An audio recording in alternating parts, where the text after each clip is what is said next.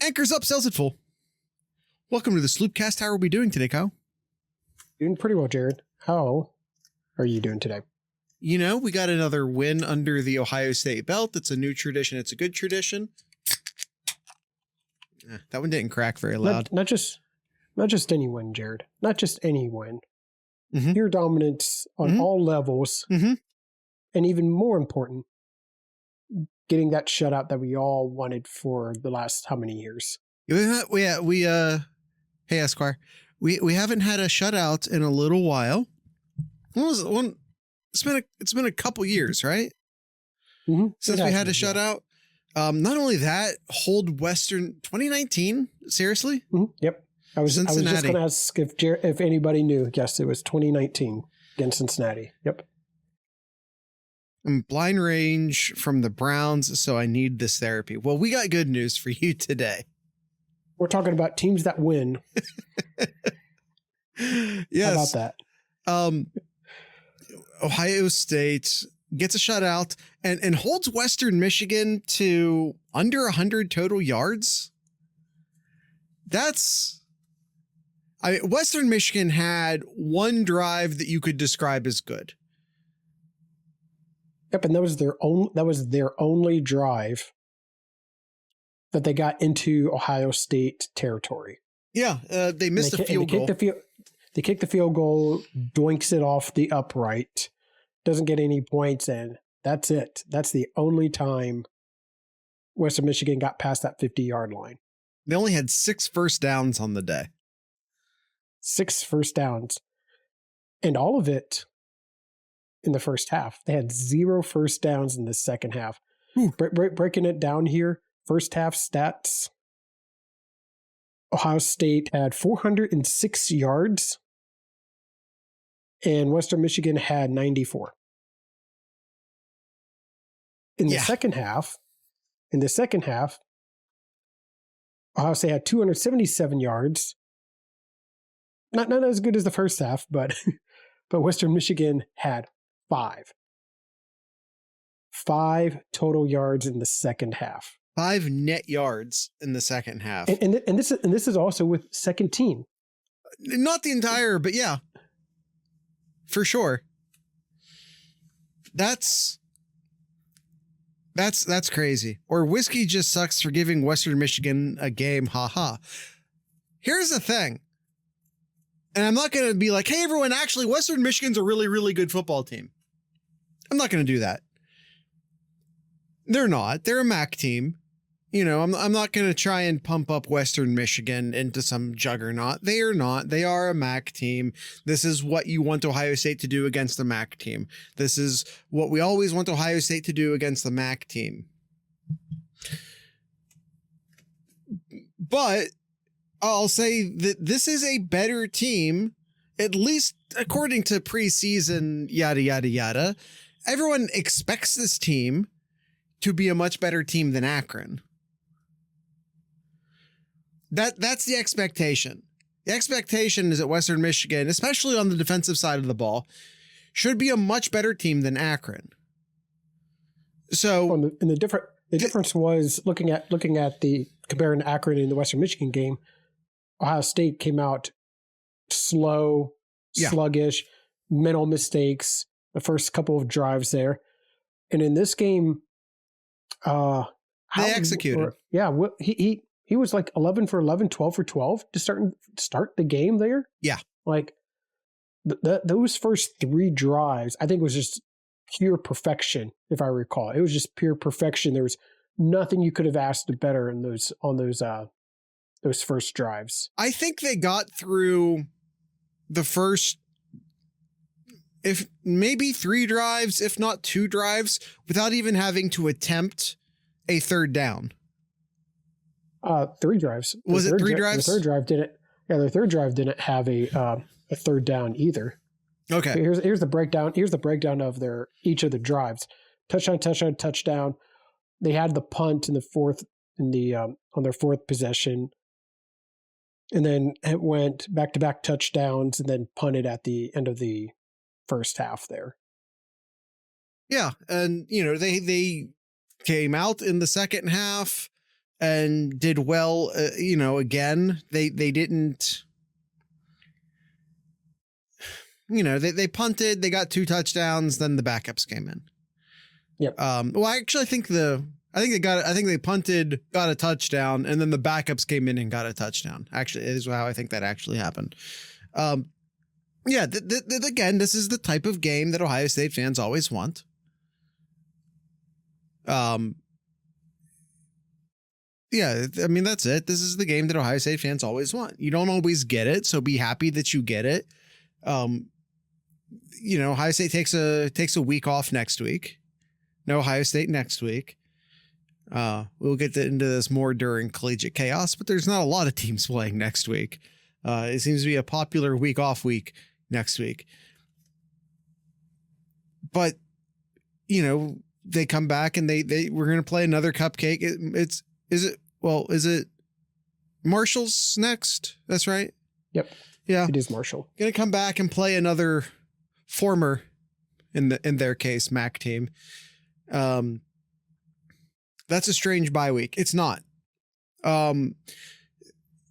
They've made the season longer, so you're going to see teams do 2 bye weeks. There's 2 bye weeks. Yep. Yeah. That's a thing that they're adding due to the extended playoffs. So Ohio State has 2 bye weeks, and a lot of teams have 2 bye weeks this year. So we do get another. Yes, there's another bye week coming up on the schedule. Otherwise, I'd be concerned about how early it is, but there's a second one coming. Most teams are taking 2 bye weeks, so no harm, no foul there. Kyle, you ready to get into the grades? You read my mind. Yeah, let's get into the report card here since we're kind of dipping a little bit into here. So, mention about how efficient the offense is here. So, chat, get your grades going too. We want your input as well. Game plan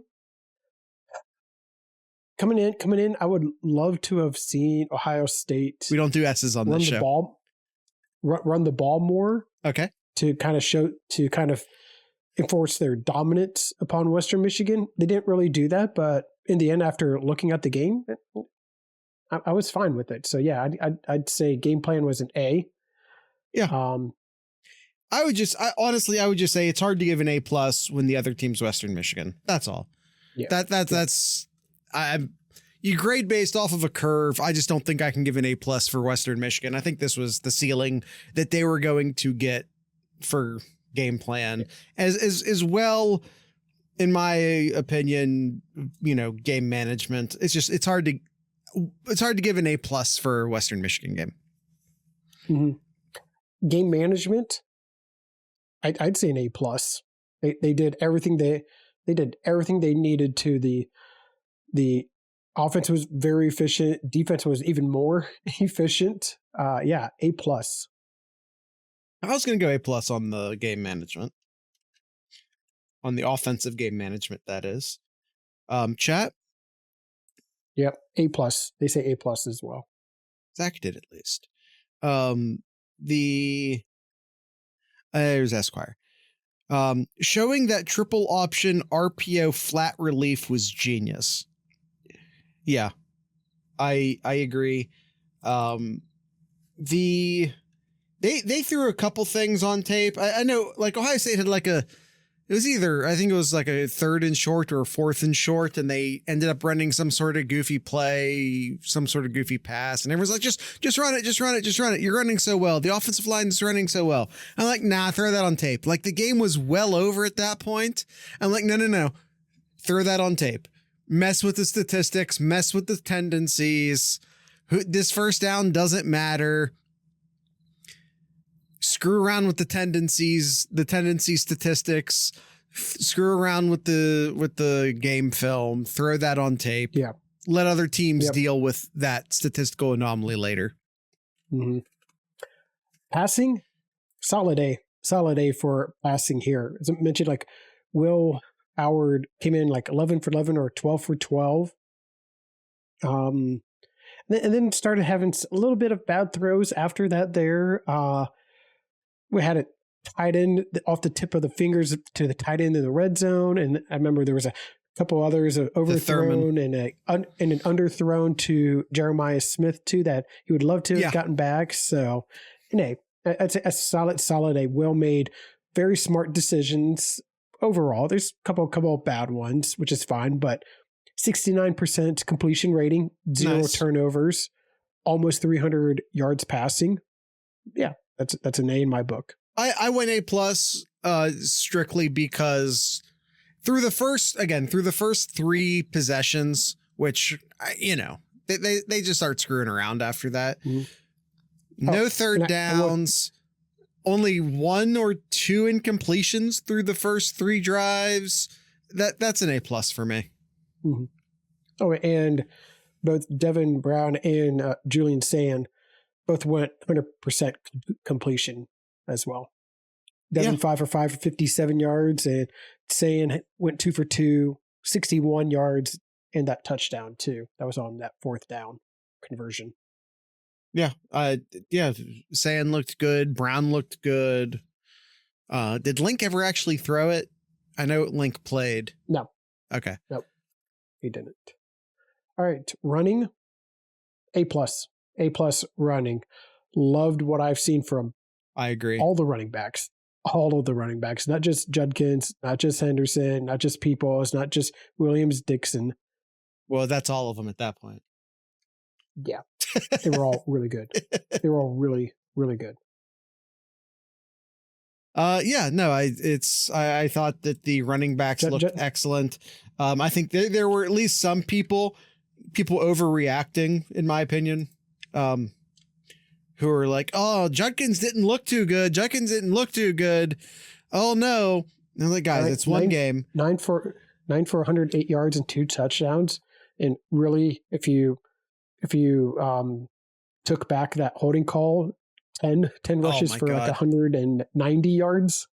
Yeah. And 3 touchdowns. Well, yeah. Judkins looked fine after this game, but people were freaking out after one game that, this is why I asked everyone to put their hand up and say, everyone, please don't overreact to one game. Chat, what do you have for the running? Kyle and I both have an A+. Not trying to. A+. All right. Receiving. I cannot recall like a drop pass. Was there a drop pass? I'm not going to count the. There were some difficult ones that could have been caught, but none that I would call like a drop. Yeah, the one I recalled was just off the tip of the fingers to I'm drawing a blank on his name, the tight end. Yep, yeah.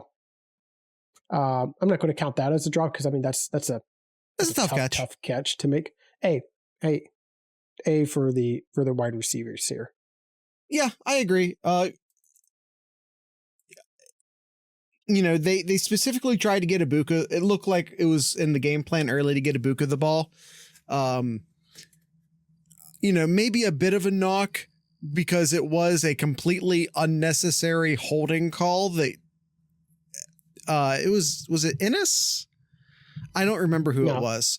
But the holding call that Kyle Rogers. It was Rogers. It was Rogers.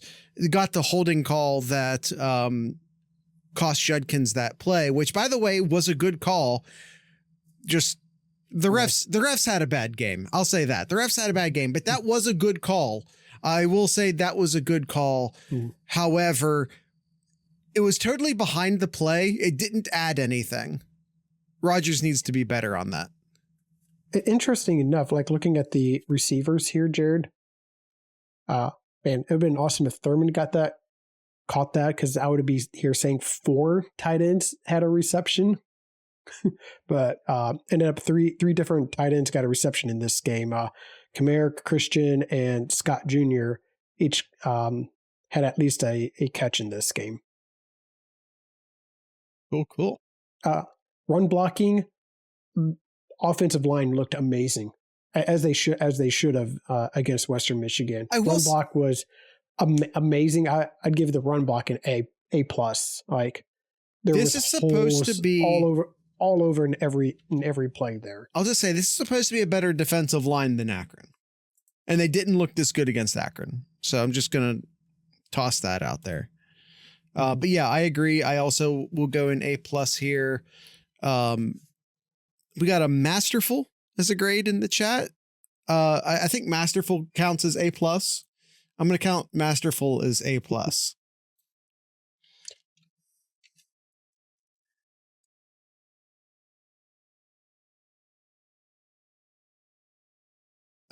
Pass blocking, Kyle. Pass blocking. What do you do there? I'd honestly, I'd say an A pass blocking too. Will Howard did not get sacked. No, he still has not gotten sacked at all this game. The record does show that Western Michigan did get two sacks, but that was when Devin Brown was in that quarterback. But yeah, still a starting offensive line. However, I think that was still the starting offensive line, but Devin Brown sometimes tries to make things happen a little too much. Mm-hmm. But still the starting offensive line. I went A+ on pass blocking. Again, I believe like we grade on a curve, right? And our expectations for the offensive line isn't quite as high. So I'm willing to throw in that extra A+. We have an A- in chat. I will respect that. And third downs. Now this is probably where you can knock some points out for Ohio State in this game. Ohio State finished the game 3 for 10 on third downs, but then again, they didn't really have that many third downs, especially in that first half there. But 3 for 10 in third downs, 2 for 2 on fourth downs. I would say like a B+. I'd grade it a little bit lower here. I went a little higher on it only because you're doing third downs right if you're not needing third downs, quite frankly. And no, we punted 4 times. We punted 4 times. Yeah. What's your grade, chat? As we're waiting for that, because I remember when we were chatting about this game here, I remember mentioning about how low these punts were. They were not going that far as well. They were not averaging that far. It's like something like 42 or 43 yards per punt. And it wasn't like they were trying to pin them inside the 20 either. I'm a little concerned early on here about the punting game and how deep we can get them into inside the 20 there, but it's still early on. Yeah. We got an A- for third downs here, Jared. Yeah, and the one thing I'll say, I don't know if Joe McGuire is going to be the punter all season long. So I guess we'll just have to play the wait and see game on that.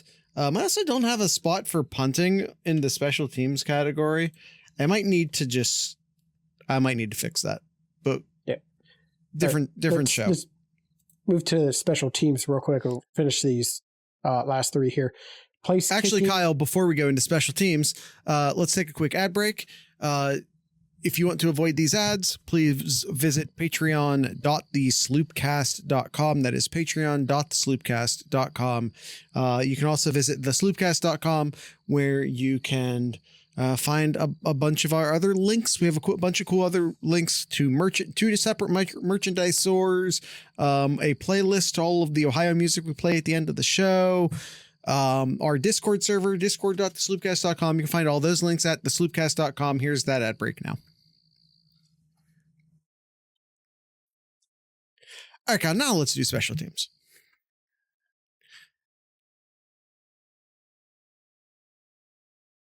All right, place kicking. I guess you give an A. I mean, there was 0 field goals attempted, so default A grade. Yeah. Sure. kick coverage. Well, let's look at what Western Michigan did in terms of kick returns. Of the number of times Ohio State kicked the ball, they only returned it twice, and both returners each ran it for 15 yards. Yeah, great coverage. Hey. Yeah, I agree. And returning, not great. I'd have to default. I'd have to default to like the A- grade. I went B+. Where I thought there was some questionable. There wasn't that many times. Yeah, there wasn't that many times that Ennis could return it at all.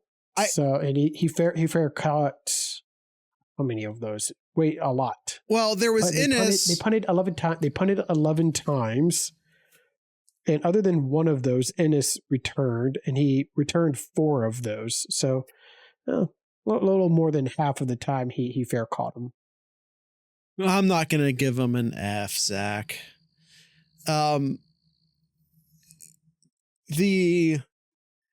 would say there are some questionable choices on fair catch, no fair catch, which is why I'm going to bump him down to a B+.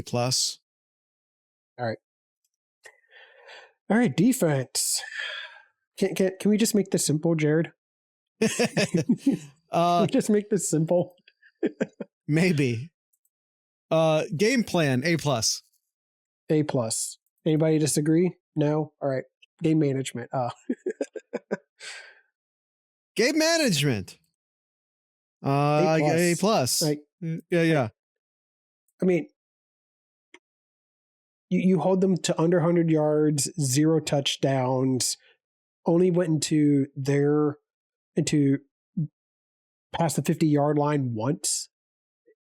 That's like unheard of. That's like video game level.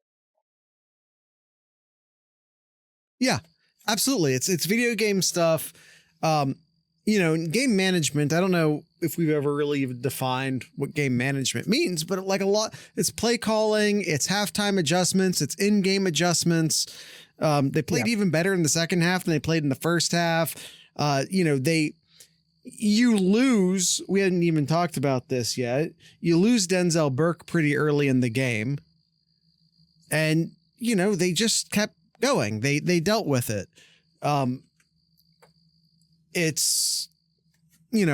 feel like the defense is going on all cylinders right now. And that's including, rotating. They're not just doing it with 11 guys. So all cylinders right now for the defense. Yeah. Run stop. A+. 31 attempts, 28 yards. Granted, one of those was a bad snap and they lost like 20 yards or something like that, but it is what it is. We still count it. We still count it. Yards. Yep. Pass rush. Just going an A here. They got 3 sacks. They got 3 sacks in this game. Who got the sacks here? So Hamilton got a half. Cody Simon got the sack. I remember Cody Simons was early on in the game. Jack Sawyer. I remember him. Jack Sawyer was just he's had a great 2 games so far here. Been such a monster and just so disruptive. He has a sack in this game, and Tyreek Williams had half a sack as well. Yeah, I'm probably wrong here. Let's go ahead and just add that plus in there. All right. Burke's fine. It was a real tacky targeting call.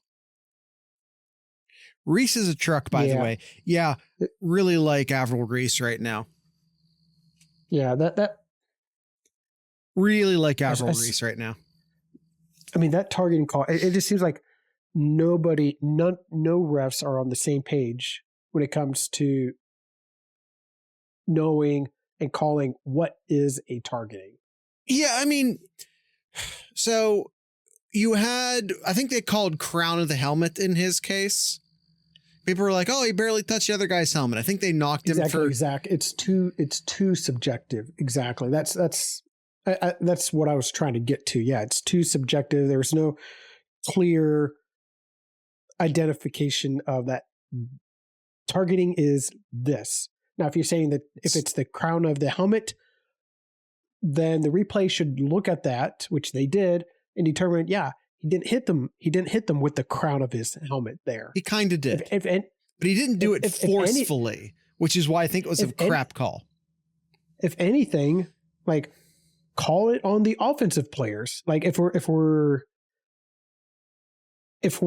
like telling the defensive players you can't use the crown of the helmet, the offensive players has to stop that as well too. Stop lowering the helmet, and they're not spearing, but they're using the top of their helmet to dig into the defensive player to get that extra yardage there, or to put them on their back.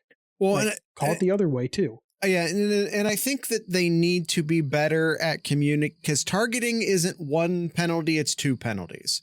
There's two different types of targeting. That fact is not communicated well to the average fan. That is not communicated well at all. One is essentially anti-spearing to protect the defensive player, which is where we start talking about the crown of the helmet. And the other one is when you make forcible contact to the other player's head. And it's two separate penalties. It's called the same thing. And that causes a lot of confusion within the fans, especially since they don't ever even really communicate it all that well when calling the penalty. Like, that's not a thing that the referees almost ever make clear when, like I said, when they're saying, so-and-so's ejected for spearing. Well, which one? We don't know. And refs don't do post-game press conferences. By the time you get, some sort of feedback from like the Big Ten office or whoever on exactly what it was, it's already like Wednesday at that point, and people have moved on. The leagues, the conferences need to do a better job communicating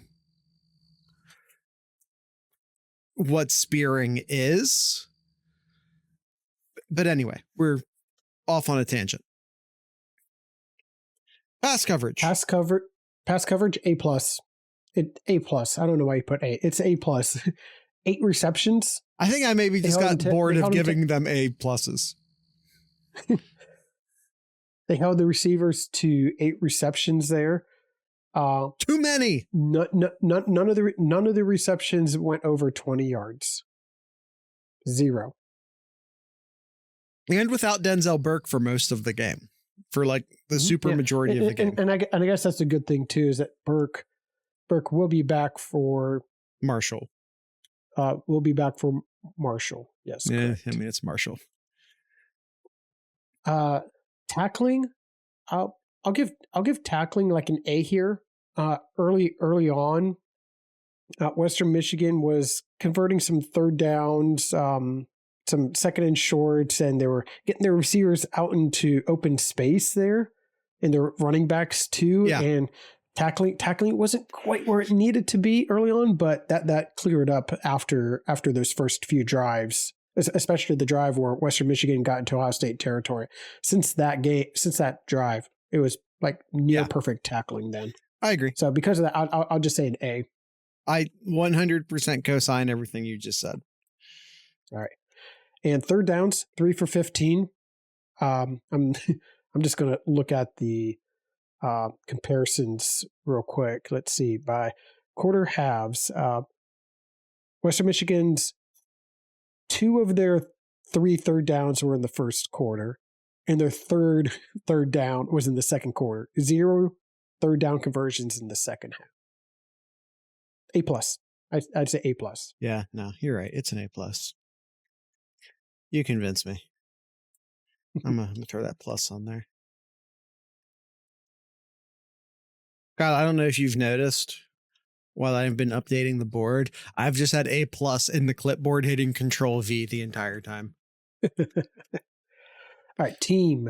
All right, team report card here. Effort. Kyle, before we do the team report card, I'm It's only been like 10 minutes, but you know, we got to do what we got to do sometimes. I'm going to take another quick ad break. This is the super quick ad break. So discord.thesloopcast.com, patreon.thesloopcast.com. Last ad break, at least for the podcast folk. Here are those ads now. All right, Kyle, now let's do the team. All right, team, like the effort wise, I'd say A+, like the effort that we saw from all aspects of the team, special teams, offense, defense. Chat. You can't ask anything better than the effort that they gave.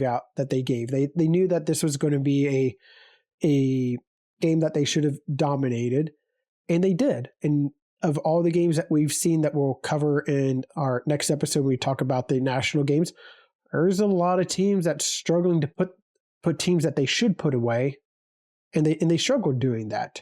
And for Ohio State to come in, dominate the way they did, under 100 yards total offense, 0 points led up there. Yeah, like absolute A+ effort. I agree. Yeah, exactly, Zach. They get a gold star for that. I started typing gold star, but then it started to fill, and it wasn't.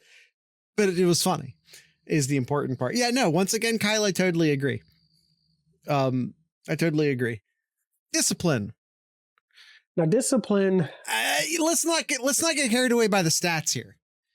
Because once again, and like it's Sloopcast policy not to focus on the refs too much. We don't like complaining about refs here. It's bottom barrel analysis. That being said, so looking at the penalties, Ohio State had I'm looking here. They had 7 penalties. Ohio State had 7 penalties here, 4 on the offense and 3 on the defense. A couple, 3 holdings on the offense side there. One of them was a long run by Judkins that we talked about earlier here. But yeah, I'd grade this a little bit lower. I'll say like an A-, still a little higher in terms of penalties I would like to see. I'm hoping this isn't going to be a recurring thing that we see throughout the year. A lot of penalties, first game of the year. Maybe I'll give that a pass because it is the opening game here. But seven penalties against Western Michigan when they only had 1 penalty. Now, you can talk about maybe the ref should have called some or they shouldn't have called some here and there, but 7 penalties is 7 penalties right now. So I'm hoping to see that get cleared up as the season goes along. I'll say this, and I'm trying to think if there's an exception. Like, I think they were all effort penalties. Like, at the end of the day, they're all effort penalties, right? Like, they weren't lining up wrong this week, which we saw last week. There, you know what I mean? There weren't, I don't think there were any like false starts. I don't think there were any like jumping off sides. Like they were all like in action. To me, there's a big difference between like a pre-snap penalty and a game action penalty. There's a big difference there, in my opinion. They were all what I would call like inaction effort penalties, which I don't grade on as harshly. That, and again, I think the refs were having a bad day. We don't complain, we curse. I agree, Zach. I agree. Execution. I'm going A+ on execution, Kyle, because to me, this is the difference between week 2 and week 1. Yeah, Ohio State execution, was executing. I agree. Which is why we have the result that we have. They were executing on their defensive assignments. They were executing, you know, as far as making their passes and making their catches, making their blocks. Execution was the big difference maker between the 2 games, in my opinion.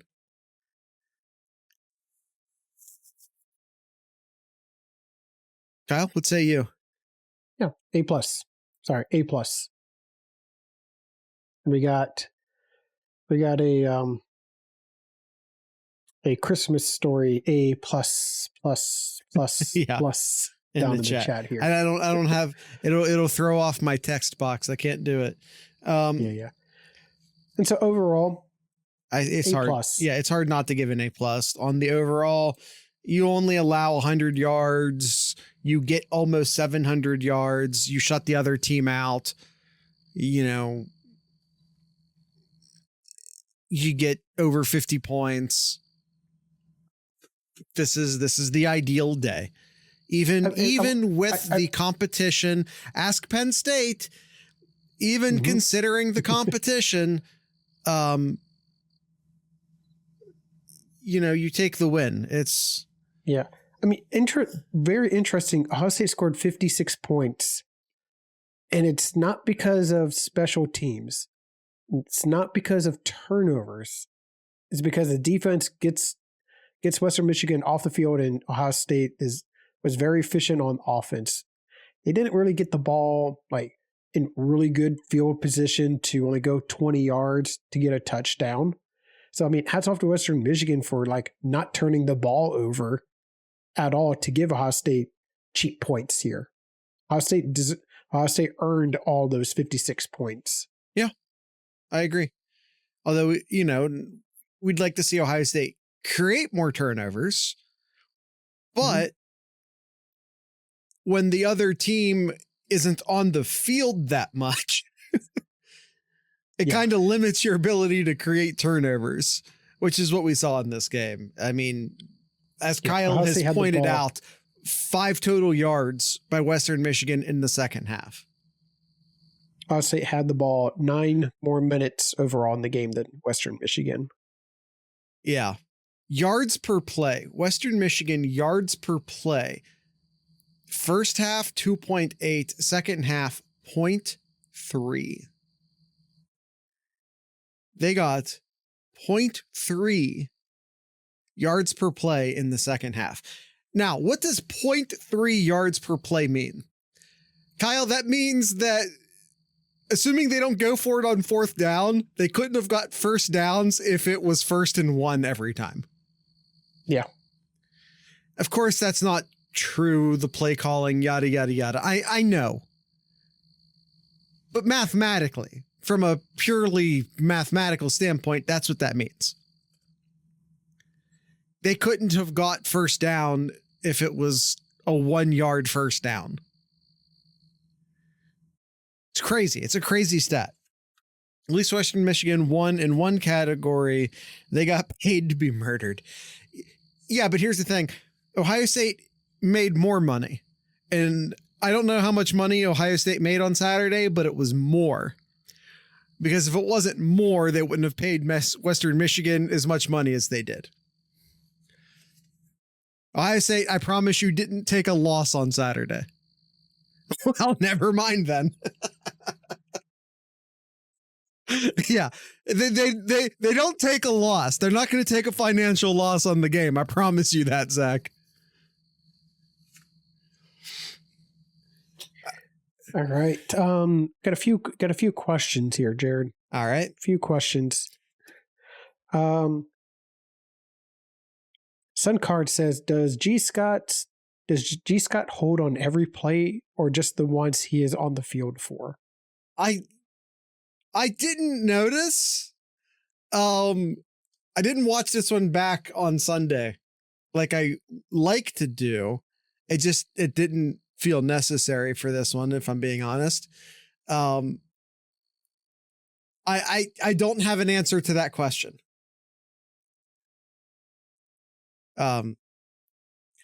Suncard also asks, when doing concussion research, will it be found that wearing 2 mouthpieces while using neither is in fact safer than wearing one and not using it? Suncard is always bringing us these questions, and I appreciate him for it. And by these questions, I mean ones that I'm not prepared to answer. I will say this. Guardian cap, is that what you call them? The padded over helmet protectors that they wear during practice. I did see a member of the Pittsburgh Steelers wearing it in game. Oh, I didn't see that. Yeah. One of their guards was wearing it. So maybe a trend to start to see that in game more. Maybe not, but, and I'll say this, they actually had like the logo and the stripe and stuff on it, and I didn't even notice it at first.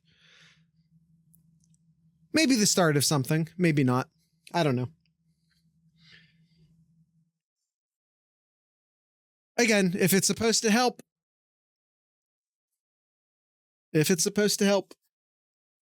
Kabuto asks the question, will J.J. Smith be the second player ever to win 2 Heisman trophies? No.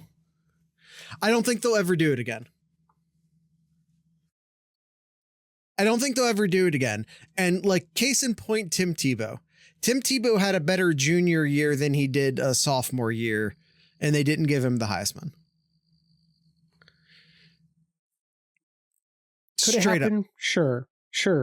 Could happen, but I don't think it will. Realistically, I don't think it's going to happen. I think if the voters have another option, they'll take the other option. About the only way it'll happen is if someone wins it, they come back and play again, and then like they're the only good option. Even if someone else is like a close second, I think most of the voters are going to vote for the close second. Now, I will say I have like so much confidence that a running back will never win the Heisman twice, ever. Yeah. I mean, sure. I mean, I don't think it's ever going to happen again, period. So I'm not about to disagree with you, but I get what you're saying, and it does make it even less likely. Mm-hmm. I will say this. NIL might make it slightly more likely in that players are more likely to come back now than they were before NIL. I'll just say that. They're because they can make money, not the same amount of money, I acknowledge, but you will see players, like what we saw it happen at Michigan last year, like what we saw happen with Ohio State this year. You're more likely to see, Thursday night, Friday night draft picks come back and play another season of college football where that wasn't happening before NIL. It's just going to happen more often.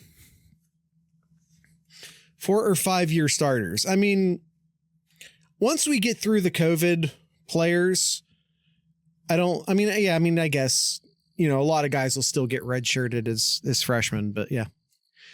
All right, Kyle, is that the end of the show?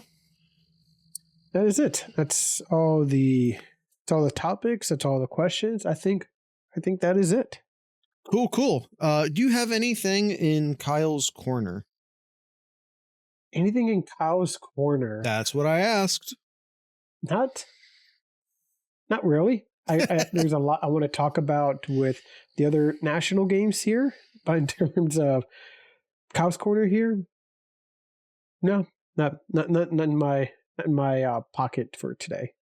No crew news. No, well, they stunk it up, but that's because they had so many players out on national duties for their respective country, and they only had one keeper, and that keeper got a red card, so they were playing with no keepers or someone who doesn't typically play keeper, and yeah, it didn't go well. Is that essentially the equivalent of having no quarterbacks? Yeah, you all four of your quarterbacks get injured, and then you have like your wide receiver or running back and at quarterback. Yeah. All right. That's it for Kyle's Corner? Yep. All right. Tonight's ending music brought to you by a Columbus-based band. They are called The Vessels. Tonight's ending song will be called Heretics. And with all of that being said, I'd like to encourage everyone to drink local beer, listen to local music, and of course, support your local podcasters once again. These are the Vessels.